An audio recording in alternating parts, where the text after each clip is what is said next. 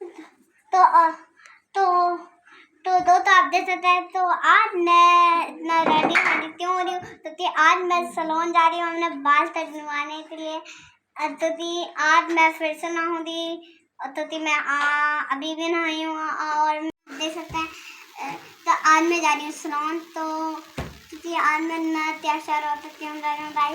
तो आज मैं सैलून जा रही हूँ और मैं नहाई भी हूँ। तो फिर मैं वहाँ से फिर से मेरे बालों को शैम्पू करेंगे बोलो, फिर पानी लगाएंगे, फिर मेरे हेयर ड्राई करेंगे, फिर थर्टिंग करेंगे, फिर मेरे बाल तो फिर तड़ी देंगे, फिर बाल इतने ज़्यादा सिल्की हो जाएंगे। तो आप हम लोग तो चलो मिलते हैं सैलून से बाहर में, पार्लर में आओ मिलते हैं।